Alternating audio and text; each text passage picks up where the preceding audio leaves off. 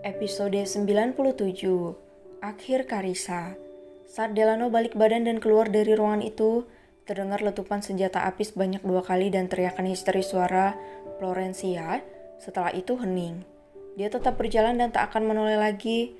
Entah apa yang saat ini dia rasa, dia sendiri tidak tahu. Bukan mengenai cinta yang membuat Delano berjalan seakan bagai raga tak bernyawa, tapi ini mengenai ketidakbecusannya dalam menangani setiap masalah yang menerpa hidupnya. Sindiran On Hans kembali terngiang, seolah semakin membuatnya menyesali kepergian Karina. Memang karena dirinya yang tidak bisa menjaga istri dan anak-anaknya, dia terlalu mudah memaafkan orang-orang yang berbuat salah padanya.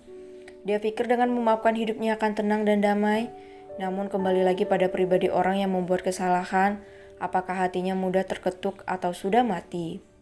Seperti contohnya Florencia, seharusnya kata maaf saja sudah cukup untuk menutup masalah ini. Tapi nyatanya dia malah memilih membantu Carissa kabur dari penjara. Bahkan Delano juga tidak yakin semua perbuatan Flo diketahui oleh Jeffrey. Sekarang bagaimana dia harus menghadapi Lucy? Rasanya dia benar-benar malu karena dia tidak bisa menyelesaikan masalahnya sendiri tapi justru ayah mertuanya lah yang bertindak. Delano mengambil jalan lain. Dia tidak jadi ke mansion Selena, melainkan dia pergi ke apartemennya. Dirinya butuh menenangkan diri. Delano masuk ke apartemen yang sudah lama dia tinggalkan. Dulu apartemen inilah menjadi tempat Delano beristirahat dan penatnya kehidupan yang ia jalani. Delano membuka sebotol wine dan mengambil gelas. Meskipun lama tak ditinggali, tapi apartemennya selalu bersih karena ada petugas yang membersihkannya. Setelah menghabiskan segelas wine, Delano memutuskan untuk pulang karena waktu sudah hampir pagi. Meskipun suasana hatinya buruk, tapi dia tidak ingin membuat Lucy cemas. Lucy membuka matanya namun ia tak mendapati siapapun di sebelahnya. Waktu menunjukkan pukul 4 pagi, ia lalu bangun dan mencuci wajahnya. Lucy menuruni anak tangga, suasana masih sangat sepi saat itu. Lucy bertanya-tanya kenapa Delano tak membangunkan dirinya ataupun berpamitan jika akan pergi. Tak lama, Delano membuka pintu utama. Mata keduanya saling berbenturan. Delano langsung menghampiri Lucy yang sudah tiba di anak tangga paling bawah. "Kamu dari mana?" tanya Lucy menyelidik. Suaminya terlihat sangat berantakan. Entah mengapa Lucy langsung berpikiran buruk. Delano masih diam, namun dia tersenyum tipis pada istri tercintanya. Saat Delano mendekat dan ingin memeluk tubuh Lucy, gadis itu justru mundur dan menghindar. "Jawab aku, dari mana, Mas?" "Mas ada urusan tadi," jawab Delano lirih. Tangan Delano membelai wajah Lucy, namun baru sebentar tangan Delano langsung ditangkap oleh Lucy. Lucy melihat ada darah di buku tangan suaminya. "Ngomongnya yang jelas, Mas, urusan apa? Kenapa tangan Mas bisa terluka?" "Aku ngantuk, Lucy, semalam aku belum tidur. Biar aku tidur dulu, nanti akan aku jelaskan padamu." Lucy mengembuskan napas panjang, dia mengangguk. Dia mengusap luka di tangan Delano dan mengucuknya. "Jangan seperti ini lagi, Mas, aku benar-benar khawatir. Kalau terjadi apa-apa pada Mas, aku harus bilang apa pada Depan dan Davin?" Suara Lucy terdengar parau karena menahan isak tangis. Delano langsung menarik tangan Lucy dan memeluknya erat. "Maafkan aku, istriku. Maaf karena membuatmu khawatir." Setitik air mata jatuh dari sudut mata Delano. Hatinya langsung menghangat saat Lucy membalas pelukannya. "Baiklah, sekarang Mas tidur sana. Aku mau menyiapkan sarapan untuk anak-anak." "Temani aku, sayang." "Oh ya ampun, Mas. Kenapa Mas jadi manja begini sih?" Tapi meski begitu, Lucy tetap menuruni keinginan Delano. Sementara itu di ruangan yang tadi Delano tinggalkan, Florencia tergeletak di lantai, begitu juga Carissa. Harlan langsung menyuruh anak buahnya menyingkirkan mayat Carissa. 2 tembakan tadi berasal dari senjata api milik Harlan. Tembakan beruntun yang Harlan letakkan langsung melenyapkan nyawa Carissa. Karena gadis gila itu sempat akan menyerang Suryo, orang yang paling sangat berharga bagi Harlan.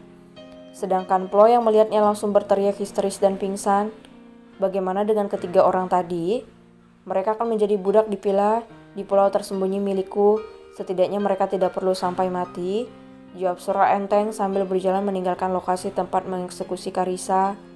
Florencia akan dibawa oleh Harlan ke tempat penggemblengan mental. Di sana Florencia akan diberi siksaan sampai dia benar-benar akan mengingat untuk tidak berurusan lagi dengan keluarga Sailendra. Suryo menguap saat berada di luar ruangan. Ternyata matahari mulai menyingsing. Hans tersenyum melihat kakak iparnya. Suryo lebih terlihat manusiawi saat berada di luar daripada di dalam tadi. Mau cari sarapan sekalian atau pulang ke rumah? Tanya Suryo. Lebih baik pulang ke rumah, aku tidak mau nanti malam Lydia menyuruhku tidur di ruang tamu jika aku ketahuan makan di luar. Sesekali cicipi kuliner di luar. Kau sangat tahu aku lebih memilih memakan masakan Lydia yang asin daripada tidak dapat jatah malam. Aku sudah terlalu lama berpuasa di sana. Aku takut kalau tidak tersalurkan benihku yang berharga akan mengkristal, kelekar Hans. Jika itu terjadi kau bisa menjualnya dan mendapat banyak uang, jawab Suryo asal. Cak, gurauanmu tidak lucu. Kau yang memulainya. Suryo tertawa melihat Hans yang kesal. Dia membuka pintu mobil dan duduk di samping kemudi. Sudah, ayo kita pulang. Suryo melemparkan kunci mobilnya pada Hans. Kedua pria parubaya itu pergi meninggalkan rumah yang menjadi saksi bisu kekejaman para anak buah Suryo.